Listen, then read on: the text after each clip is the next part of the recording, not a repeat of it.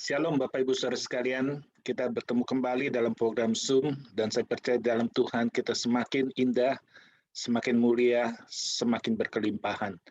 Mari kita tunduk kepala kita masuk dalam doa. Bapa dalam surga, sekarang kami kembali belajar firman-Mu, Tuhan tolong supaya kami mengerti dan bisa melakukan kebenaran firman-Mu, khususnya untuk bagian firman yang mungkin jarang dikhotbahkan, dan kami ingin belajar lebih jauh lagi, lebih dekat lagi dengan firman-Mu Tuhan. Berkati supaya kami bisa melakukan sepanjang hidup kami. Demi nama Tuhan Yesus kami berdoa. Amin.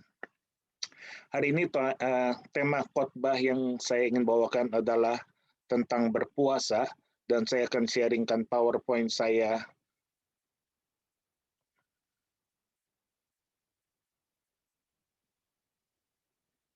Tentang berpuasa. Oke.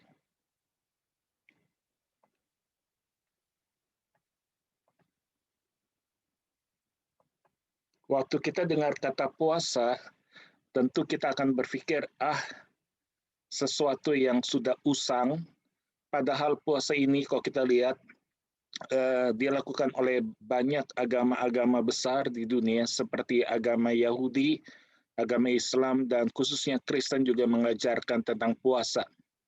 Dan juga mungkin ada agama-agama lain juga secara khusus mengajarkan tentang puasa. Nah, sekarang kita lihat pengajaran firman Tuhan dari Matius 6 tentang puasa, ayat yang ke-16. Saya akan bacakan dalam bahasa Indonesia, Matius 6 ayat yang ke-16. Dan apabila kamu berpuasa, janganlah muram mukamu seperti orang munafik. Mereka mengubah air mukanya supaya orang melihat bahwa mereka sedang berpuasa.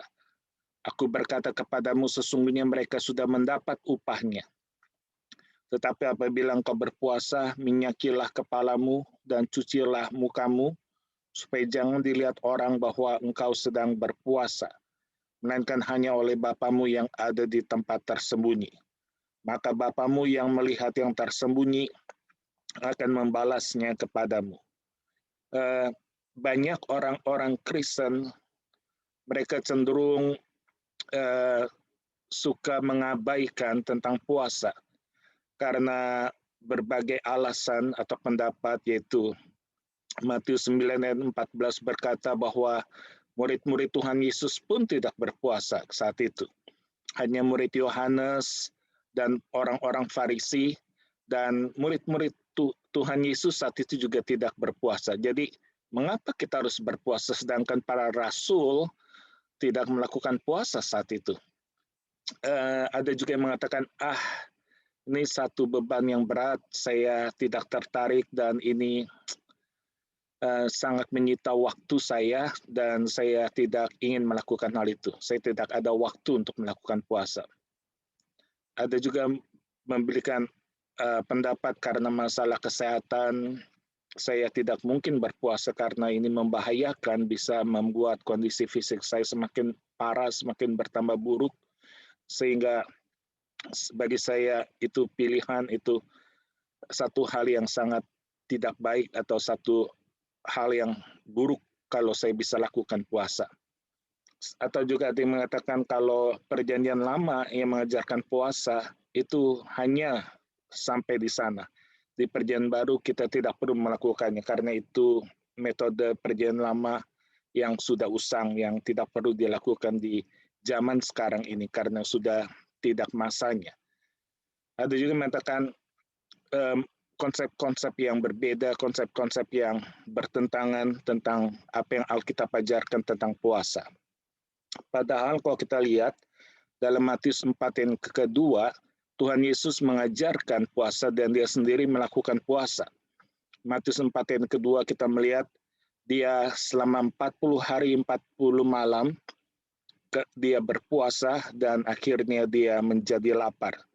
Jadi waktu dia melakukan puasa, perlu kita perhatikan, waktu seorang melakukan puasa harus ada tujuan yang ingin dicapai.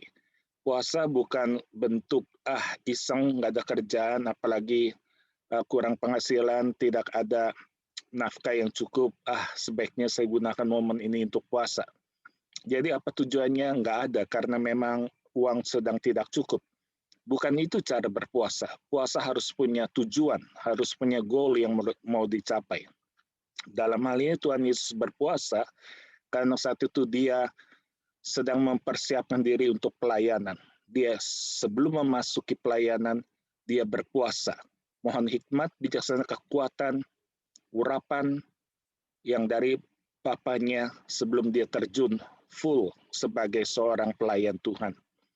Matius 9 ayat ke-15 kita melihat Tuhan juga berkata, kalau dapatkah para undangan dan mempelai wanita berpuasa ketika mempelai pria bersama-sama dengannya, nanti akan datang saatnya ketika mempelai pria diangkat ke atas, dan saat itulah waktu bagi kamu untuk berpuasa.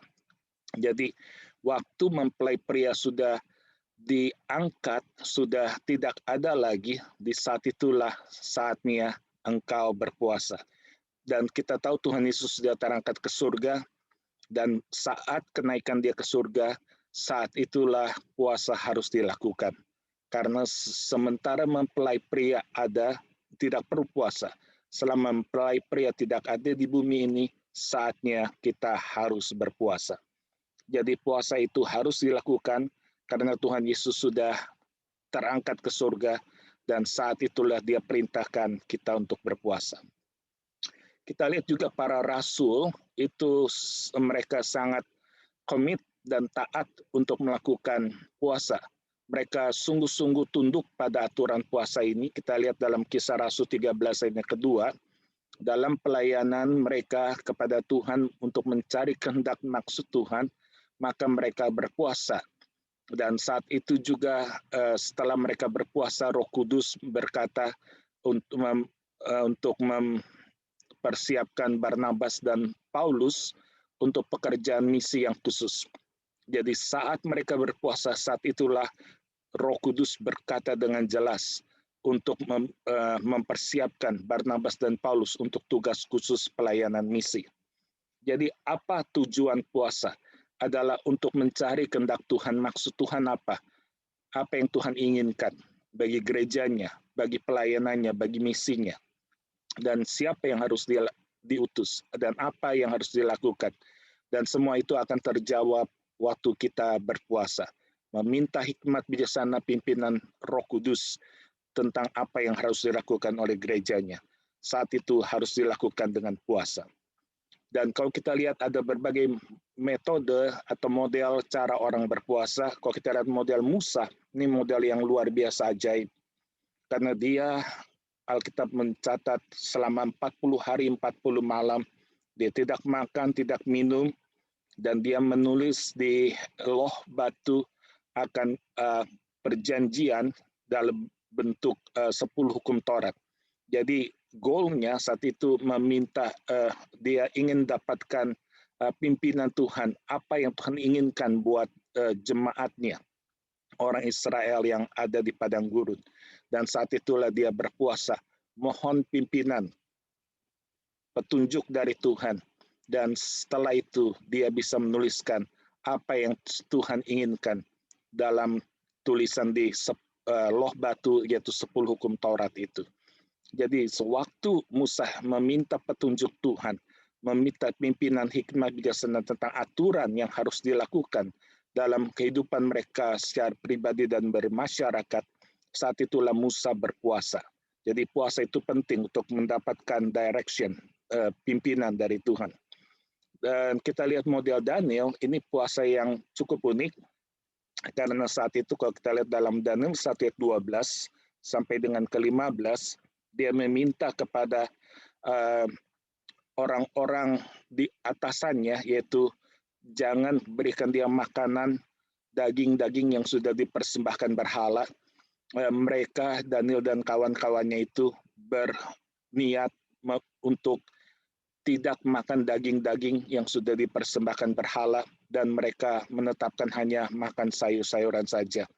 Dan mereka minta untuk dites setelah 10 hari, apakah mereka fisiknya lebih lemah atau lebih kuat, dan karena mereka berpuasa makan daging dan hanya makan sayur-sayuran 10 hari itu, hasilnya badan mereka, fisik mereka ternyata lebih kuat, lebih sehat, lebih baik dibandingkan dengan orang-orang yang makan makanan yang sudah dipersembahkan berhala, yang juga adalah makanan raja saat itu. Jadi saat itu Daniel puasa tidak makan daging. Mengapa Daniel tidak makan daging? Karena daging itu sudah dipersembahkan kepada berhala-berhala. Jadi tujuan berpuasa saat itu adalah Daniel dan kawan-kawannya Sadrak, Mesak, dan Abednego, mereka berniat dan berketetapan untuk tidak mau menajiskan diri dari makanan-makanan yang sudah dipersembahkan berhala. Tujuannya adalah tidak ingin menajiskan diri. Maka saat itu mereka tidak makan daging demi untuk menjaga kesucian diri mereka. Dan kalau kita lihat model Esther, ada jenis puasa yang cukup indah, karena saat itu dia perintahkan orang Yahudi di Susa dan untuk melakukan puasa kepadanya, dan dia sendiri juga berpuasa selama 3 hari, tidak makan dan tidak minum. Dan dia minta orang lain juga berpuasa, orang-orang Israel di sekitar Susa juga untuk berpuasa di kota Susa. Ya, jadi berpuasa tujuannya apa saat itu adalah untuk keselamatan diri Esther, yang di mana dia harus menghadap raja tanpa diminta oleh raja, dengan konsekuensi dia bisa dihukum atau dibunuh karena dia berani menghadap raja tanpa diminta oleh raja. Jadi untuk keselamatan diri Esther dan juga mohon keselamatan bagi seluruh bangsa yang sudah terancam oleh niat jahat Haman yang ingin binasakan seluruh kaum Yahudi yang ada di daerah Susa saat itu. Jadi tujuannya adalah untuk keselamatan dirinya dan untuk keselamatan bangsanya, maka Esther melakukan puasa 3 hari, 3 malam, tidak makan, tidak minum. Kalau kita lihat model orang Israel dalam Hakim-Hakim 20 dan ke-26 juga sama. Ketika mereka sedang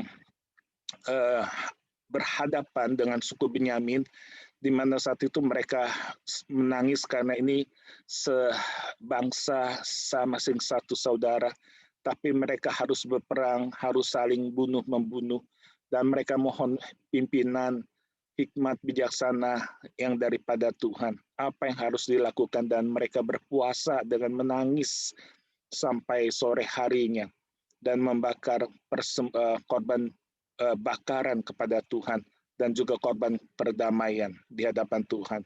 Jadi apa tujuannya? Karena saat itu mereka menghadapi beban berat, harus bertarung, berperang, saling membunuh dengan sesama saudaranya sendiri. Dan mereka mohon pimpinan, arahan bijaksana dari Tuhan, apa yang harus dikerjakan. Saat itulah mereka berpuasa. Ketika ada beban hidup yang begitu berat, tantangan yang sangat susah dihadapi, di saat itulah mereka berpuasa. Dan bagaimana dengan kita sekalian sebagai orang Kristen? Kita bisa melakukan berpuasa dengan berbagai cara. Kita bisa berpuasa tidak makan atau menghindari makanan khusus seperti daging, atau hanya makan makanan yang berwarna putih saja. Ada orang yang melakukan hal itu. Atau kita juga bisa melakukan puasa untuk tidak menonton televisi atau multimedia untuk hari-hari tertentu, untuk waktu-waktu tertentu, atau berpuasa dari melakukan latihan-latihan ataupun sport ataupun jogging dan sebagainya, karena mau khusus fokus kepada Tuhan, mau fokus perhatian kita kepada Tuhan, saat itulah perlu untuk puasa. Atau kita ingin sementara menjauh dari keramaian, dari socializing, dan kita ingin lebih dekat dengan Tuhan untuk beberapa hari karena ada satu pergumulan yang berat. Dan jangan lupa waktu kita melakukan puasa dengan berbagai cara atau metode atau model-model seperti ini, kita harus punya tujuan. Goal yang mau dicapai itu apa? Harus jelas dulu. Harus punya goal. Goal yang mau dicapai itu apa? Barulah kita melakukan puasa. Kesalahan-kesalahan waktu seorang melakukan puasa adalah, kalau kita lihat Yesaya 58 ayat kelima, ini contohnya. Yesaya 58 ayat kelima, sungguh-sungguh inikah berpuasa yang kundaki dan mengadakan hari merendahkan diri jika engkau menundukkan kepala seperti gelagah dan membentangkan kain karung dan abu sebagai lapik tidur. Sungguh-sungguh itukah yang kau sebutkan berpuasa, mengadakan hari yang berkenan kepada Tuhan. Jadi saat itu orang-orang Israel mereka sudah mempunyai kebiasaan melakukan puasa tanpa sungguh-sungguh berpuasa dari hatinya. Mereka mengadakan puasa secara fisik, tapi hatinya tidak berpuasa. Hatinya justru menjauh daripada Tuhan. Sehingga Tuhan berkata, aku jijik, aku tidak berkenan dengan jenis puasa seperti ini, karena hanya lahiriah saja. Secara batin mereka tidak mau lebih dekat, tidak sungguh-sungguh ingin mencari wajah Tuhan. Maka ini kesalahan dalam berpuasa, yaitu secara lahiriah, oh ini sudah tanggal tertentu, sudah bulan tertentu saatnya puasa, tapi sesungguhnya tidak ada hati untuk mau lebih dekat dengan Tuhan. Ini sungguh menjijikkan bagi Tuhan. Kesalahan yang lain adalah Matius 6 ayat 16 yang tadi kita sudah membaca, yaitu ada jenis orang yang waktu berpuasa suka muram mukanya, seperti orang munafik. Mereka mengubah air mukanya supaya orang melihat bahwa mereka sedang berpuasa. Aku berkata kepada sesungguhnya mereka sudah mendapat upahnya. Jadi jenis puasa yang kedua yang salah ini adalah orang yang suka pamer. Tujuannya adalah supaya dilihat orang, baik, ya bagus, ya hebat, ya, untuk mendapat pujian. Tapi sesungguhnya bukan untuk mencari wajah Tuhan. Dan kembali Tuhan berkata, puasa seperti ini, puasa yang tidak diperkenan Tuhan. Puasa yang sia-sia, tidak ada gunanya, karena hanya untuk memamerkan diri, tidak untuk mencari wajah Allah. Tidak secara lahiriah, secara batiniah mereka sungguh-sungguh berpuasa ingin lebih dekat dengan Tuhan. Ini puasa yang salah, yaitu puasa seperti orang munafik. Hanya di luar ingin dengan melakukan dramatisir, muram mukanya dan sebagainya supaya dapat pujian. Sesungguhnya bukan ini yang Tuhan kehendaki. Atau kesalahan yang lain, yang ketiga adalah kalau kita lihat dalam Injil Lukas 18 ayat 11 adalah puasa di mana seorang suka untuk membangga-banggakan dirinya. Dia suka memamerkan, Tuhan, engkau lihat diri saya tidak seperti orang-orang sundal, tidak melakukan ketidakadilan atau seorang pezina, saya tidak seperti pemungut cukai ini, saya berpuasa di hadapanmu 2 kali 1 minggu, saya memberikan perpuluhan, dan sebanyak hal-hal besar yang aku lakukan buat engkau. Dan Tuhan berkata jenis puasa ini pun puasa yang sangat memuakkan. Karena apa? Hanya untuk memamerkan diri, hanya untuk membangga-banggakan diri, dan di sisi lain menjelekkan dan menjatuhkan orang lain. Ini puasa yang bagi Tuhan, puasa yang sangat tidak berguna, yang sangat memuakkan, tidak ada gunanya, karena hanya untuk memamerkan diri masalahnya. Dan ya ini, jadi ya Allah, aku mengucap syukur kepadamu karena aku tidak sama seperti semua orang lain. Aku bukan perampok, bukan orang lalim, bukan pezina, dan bukan juga seperti pemungut cukai ini. Suka membanggakan, suka memamerkan diri. Lalu bagaimanakah cara kita berpuasa yang benar? 2 Samuel 12 ayat 22 mengatakan bahwa David atau Daud saat itu dia berpuasa, dan waktu dia berpuasa karena anaknya dari hasil hubungan gelap dengan Batsheba sedang sakit keras dan sudah mau mati. dan dia berpuasa sambil menangis, mohon Tuhan menjamah, menyembuhkan, memulihkan, mengobati anaknya yang sedang sekarat itu. Dan tetapi akhirnya anak itu akhirnya meninggal juga. Tetapi setelah dia meninggal, anak itu meninggal, maka Daud mulai kembali beraktivitas normal, dia tidak lagi berpuasa. Karena bagi dia, buat apa saya berpuasa lagi, karena bisakah saya membalikkan orang yang sudah meninggal, anak yang sudah meninggal ini hidup kembali, dan suatu hari saya akan bertemu dengan dia ketika saya dipanggil pulang oleh Bapa di surga. Jadi apa tujuan puasa bagi Raja Daud? Yaitu ada kesusahan yang besar di mana seorang anggota keluarganya sedang sakit, yaitu anaknya sendiri, dan dia mohon belas kasihan, kemurahan, jamahan, mujizat Tuhan terjadi. Nah, saat itu dia mohon sambil berpuasa dan menangis. Jadi tujuannya adalah kesembuhan, pemulihan dari sakit penyakit, dari sakit yang begitu parah, agar ada mujizat kesembuhan yang ajaib. Dan ini perlu kita lakukan khususnya untuk kondisi saat-saat kita menghadapi COVID-19 ini, atau mungkin nanti ada wabah-wabah lain yang datang, maka saat itulah kita harus berpuasa supaya ada mujizat, ada kesembuhan yang ajaib terjadi, ada pemulihan bagi anggota keluarga yang terkena serangan sakit penyakit ini. Maka puasa harus dilakukan untuk keselamatan keluarga, untuk perlindungan dari anggota keluarga yang terus, khususnya mereka yang sedang sakit. Nehemia 1 ayat yang keempat itu menceritakan hal yang lain, di mana saat itu ketika Nehemia mendengar kabar tentang runtuhnya tembok-tembok di Yerusalem yang mengakibatkan nama orang Yahudi, bangsa Israel menjadi begitu tercemar dan sangat memalukan karena kondisi fisik negara tersebut, di mana benteng utamanya yaitu tembok-tembok sudah hancur, dan ini berarti kehancuran harga diri dari sebuah bangsa.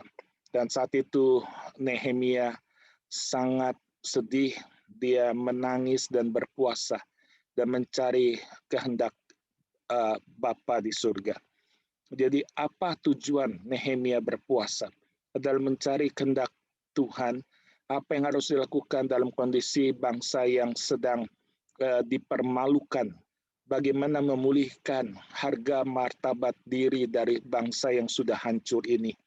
Nah, saat itulah dia mohon pimpinan, kehendak dan waktu yang tepat, apa yang harus dilakukan untuk bangsa yang sudah dipermalukan ini. Maka saat itulah dia berpuasa. Ini perlu kita lakukan juga untuk bagi negara kita, bagi bangsa kita, bagi negeri kita. Ketika ada ancaman-ancaman secara moralitas, ancaman-ancaman keamanan, ancaman-ancaman yang bisa menghancurkan bangsa negara kita, kita perlu berdoa seperti Nehemia. Kiranya Tuhan melindungi, Tuhan memulihkan, Tuhan menjamah, memberikan kebangunan rohani, memulihkan dan menyehatkan bangsa ini, sehingga banyak orang berbalik dan bertobat, sehingga nama Tuhan dipuji, dimuliakan, dan banyak jiwa yang diselamatkan. Nehemia berdoa, meratap sambil menangis, mohon pimpinan Tuhan, dan dia berpuasa, mohon pemulihan buat bangsanya. Dan dalam Yesaya 58 ayat yang ke-6, kita melihat puasa yang Tuhan kehendaki adalah supaya engkau membuka belenggu-belenggu kelaliman dan melepaskan tali-tali kuk, supaya engkau memerdekakan orang yang teraniaya dan mematahkan setiap kuk. Ini puasa yang Yesaya kehendaki, yang Tuhan nyatakan melalui Nabi Yesaya, yaitu engkau melakukan perbuatan baik. Kalau orang-orang yang hidup dalam kelaliman, hidup dalam kejahatan, pulihkan mereka, lepaskan tali-tali kuk mereka yang masih hidup dalam kesusahan, hidup dalam kemiskinan. Lakukan perbuatan baik bagi mereka. Mereka yang melakukan kejahatan, bawa mereka kembali kepada Tuhan. merdekakan orang yang teraniaya, dan mematahkan setiap kuk yang ada. Lakukan perbuatan-perbuatan baik, khususnya untuk menolong orang-orang yang miskin, orang-orang yang teraniaya. Ini puasa yang Tuhan kehendaki, yang sungguh berkenan di hadapan Tuhan, melakukan perkara-perkara yang baik bagi Tuhan dan bagi sesama manusia. Dan dalam Esra 8, 21-23, puasa yang Tuhan kehendaki adalah di mana ayat yang saya akan bacakan itu yang ke-23, tangan Allah kami melindungi semua orang yang mencari Dia demi keselamatan mereka, tetapi kuasa murkanya menimpa semua orang yang meninggalkan Dia. Jadi berpuasalah kami dan memohonkan hal ini kepada Allah, dan Allah mengabulkan permohonan kami. Jadi memohon hal ini kepada Allah, karena saat itu mereka sedang berhadapan dengan musuh, berhadapan dengan tantangan yang berat, dan saat itu juga mereka melakukan puasa. Mohon Tuhan untuk melindungi mereka. Cara berpuasa yang benar menurut Yoel 2 ayat 12 adalah supaya kita berpuasa, yaitu dengan hati yang hancur, dengan menangis, dan dengan mengaduh di hadapan Tuhan. Tuhan ingin hati yang hancur waktu kita berpuasa. Tuhan ingin sungguh-sungguh, bukan hanya fisiknya kita puasa, namun hati kita juga ingin lebih dekat. Hati yang hancur, yang datang kepada Tuhan, mohon belas kasihan, kemurahan, pengampunan dosa. Jadi tujuannya adalah untuk bertobat, untuk mau berbalik kepada Allah dengan sungguh-sungguh, dengan meninggalkan segala cara hidup yang lama, dan sungguh ingin hidup seturut dengan kehendak Tuhan. Matius 6 ayat 17, berpuasa yang benar adalah kita harus meminyaki rambut kita dan mencuci wajah kita, supaya tidak terlihat orang bahwa kita sedang berpuasa, sehingga Bapa di surga yang melihat yang tersembunyi ini akan mengaruniakan upah bagi kita. Ada upah yang tersedia bagi orang yang melakukan hal ini secara sembunyi-sembunyi, tidak untuk pamer, tidak untuk mencari popularitas, tidak untuk membanggakan diri, tapi semuanya hanya untuk kemuliaan Tuhan. Jadi tujuannya adalah supaya nama Tuhan dimuliakan, lebih dekat dengan Tuhan, tanpa mencari untung, mencari popularitas, ingin lebih dekat dengan hati yang hancur, supaya lebih dekat dengan Tuhan, maka dia berpuasa. Dan Tuhan Bapa yang melihat yang tersembunyi ini akan memberikan upah. Jadi apa tujuannya? Adalah untuk memperoleh upah dengan cara melakukan puasa seperti ini. Menyaki rambut, cuci wajahmu, jangan sampai terlihat orang, maka hasilnya ada upah yang tersedia. Tujuannya memperoleh upah dari Bapa di surga. Dan puasa itu juga sangat berkuasa, puasa itu juga sangat dahsyat urapan kuasanya, karena dalam Matius 17 ayat 21 bahwa ada jenis-jenis iblis, serangan-serangan dari si iblis yang mungkin dalam doa masih sulit dipatahkan, harus disertai puasa. Jadi sewaktu seorang berdoa dan berpuasa, maka jenis serangan iblis yang paling ganas pasti akan lepas, pasti akan dihancurkan karena kuasa doa dan puasa. Jadi seringkali dalam berdoa harus disertai puasa untuk menghadapi jenis-jenis serangan iblis yang lebih ganas. Dan di situ kita melihat ada kuasa dari puasa, yaitu menghancurkan serangan-serangan iblis yang begitu ganas, sehingga ada urapan kuasa mujizat terjadi sewaktu seorang sedang berpuasa. Maukah kita berpuasa? Sungguh Tuhan berkenan bagi orang-orang mencari wajah-Nya, yang mau merendahkan hidupnya, mencari wajah-Nya, dan ingin lebih dekat dengan Tuhan. Mari kita berdoa. Tuhan, ajarkan kami untuk hidup lebih seturut kehendak Tuhan, mencari wajah-Mu, dan dengan hati yang hancur, mau lebih dekat dengan Engkau. Ajarkan kami untuk senantiasa melakukan firman Tuhan, khususnya untuk berpuasa di saat-saat ada masa-masa krisis yang terjadi, baik dalam keluarga, ataupun dalam kesehatan tubuh, ataupun dalam bangsa negara. Ajarkan kami untuk ingat bahwa penting untuk berpuasa.